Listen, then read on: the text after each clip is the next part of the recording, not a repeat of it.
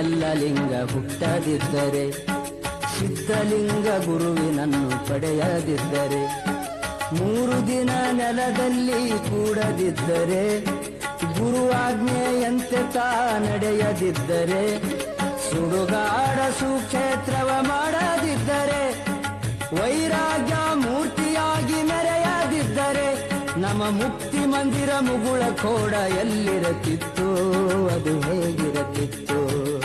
ಕಲಿಯುಗ ಏನಾಗತಿತ್ತು, 20ನೇ ಶತಮಾನ ಎಲ್ಲಿರತಿತ್ತು, ಅದು ಹೇಗಿರತಿತ್ತು?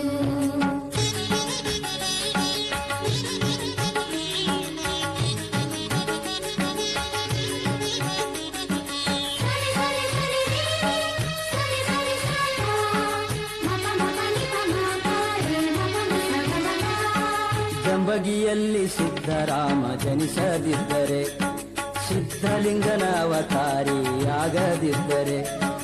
ಎಲ್ಲ ಲಿಂಗ ಗುರು ಎಂದು ಸಾರದಿದ್ದರೆ, ಊರೂರಿಗೆ ಮಠವುತ ಕಟ್ಟದಿದ್ದರೆ, ಶರಣನಂತೆ ದಾಸೋಹ ನಡೆಸದಿದ್ದರೆ, ಸಿದ್ಧಿ ಪುರುಷನಾಗಿ ಲೀಲೆ ತೋರದಿದ್ದರೆ, ಅಂತ ಕರುಣೆಯಿಂದ ನಮ್ಮ